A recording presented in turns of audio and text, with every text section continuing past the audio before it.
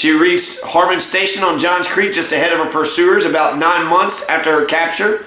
In 1800, Jenny and Tom brought their 5 children to Johnson County, where she died in 1831. So eventually Tom and Jenny Wiley moved to Johnson County with their 5 children, where she was actually kidnapped. So they kidnapped Jenny Wiley. She likes the country so much when she's there, she brings the whole family. She eventually dies there in 1831. Kentucky's pioneer women faced the same dangers and hardships that the men did, although they received little of the attention lavished on the men. These incidents and many others proved that women could cope with the rigors of frontier life. So, the party's cache of skins fallen victim to Indians and animals. This was some of the long hunters came in after hunting in the area that would become Tennessee. Elisha Walden led a dozen men into Kentucky through the Cumberland Gap in 1763, which was after Mary Draper Ingalls, but before Jenny Wiley came into Kentucky. In June 1769, some 20 Virginia and North Carolina long hunters entered through the Cumberland Gap. But then 2,300 deer skins were lost, ruination by God. But really, it was by animals and also by the Indians. The Indians stole all the deer skins. Both northern and southern Indians who used Kentucky as a favorite hunting ground saw the long hunters as intruders who killed just to obtain the skins, and they let most of the wheat go to waste. So the Europeans were wasteful. The Indians ordered such violators to leave, minus their deer skins, but often unharmed. So you have Daniel Boone is enthralled with Kentucky. He's like, whoa, Kentucky, I can't wait to get there.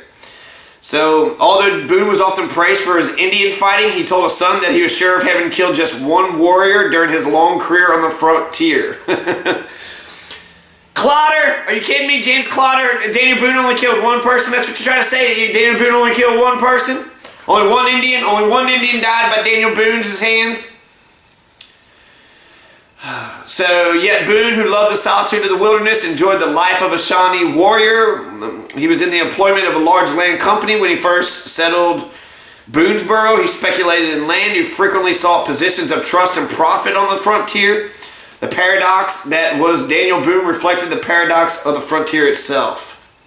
So Daniel Boone was just a large land company bitch, right? Henderson's Transylvania Company. He's doing all this for Henderson, trying to make him some money. And then him and John Finley are friends. John Finley's the one who goes to the Skippy-Kithiki, and then everybody's dead. John Finley goes to the Skippy-Kithiki in 1752, and then a few later they're all gone. What'd you do, John Finley? John Finley and Daniel Boone are like best buddies. Says, after his father, Squire Boone, moved to his family, blah, blah, blah. He and John Finley, Boone Sr. by a dozen years, took jobs as wagon drivers with the ill-fated campaign of General Edward Braddock when he failed to take Fort Duquesne in 1755. Finley had been in Kentucky on a trading venture that was terminated by a French and Indian attack. And during the driver's slow progress towards the French fort, he told Boone about the beauty of Kentucky, and then that's where Daniel Boone hears about Kentucky. So while the others worked on the camp, Daniel Boone and Finley explored northward to locate the Shawnee town, which Finley had traded 17 years early. So John Finley goes back to his Skippy-Kithiki 17 years later, right? The lush bluegrass they found growing there is not native to Kentucky. But they also found that there were no Indians there either. So the land was teeming with game, herds of several hundred buffalo, deerskin, buffalo, wilderness, traders, berries, all this stuff. Why wouldn't any of the Indians live in Kentucky? Why wouldn't they live here? Of course they lived here. On December 23rd, 1769, Boone and Stewart were captured by a Shawnee hunting party led by Captain Will, who spoke some English. The Shawnee, who had not accepted the Iroquois sale of lands south of the Ohio to the whites, had already driven off some of the hunters who had encroached on their favorite hunting grounds. Warned by the noise, Boone and Stewart made as they were forced to lead the way to their camp. The other members of the hunting party fled, taking the large collection of skins and the horses of the hunters. The Indians admonished their captives not to return to Kentucky. Captain Will left Boone and Stuart a few supplies to enable them to get home safely. So they're pissed off about losing their skins. Again, the Shawnee who accepted the Iroquois sands of the land of the whites, driven off some of the hunters. The Iroquois, again, don't come to Kentucky. The Shawnee saying to Daniel Boone. Furious over the loss of skins, Boone and John Stuart followed the Indian trail and that night quietly recovered their horses, but they're overtaken by the Shawnee the next morning when they stopped to rest their mounts, and this time they were carried off by their captors. 7 days later, when the group reached the Ohio River, Boone and Stuart escaped. Beyond Station Camp, they caught up with their 4 companions who had started home. When they met Squire Boone and Alexander Neely, who were bringing out additional horses and supplies, Daniel Boone and John Stuart decided to remain. The 4 men shifted the camp closer to the abandoned site of the Shawnee town and resumed hunting and trapping. So how convenient. John Finley goes to Skippakitiki in 1752. Then everybody's wiped out, and then they go back there and they live there. They established their camp right where Skippakitiki was at. Daniel Boone and John Stuart decided to remain. The 4 men shifted the camp closer to the abandoned site of the Shawnee town, resumed hunting and trapping. John Stuart disappeared during the winter of 1770. So during the winter of 1770, John Stuart dies. 5 years later, a skeleton and a powder horn bearing his initials were found in a hollow tree. So I guess someone killed him and shoved his skeleton and a powder horn into a tree. So,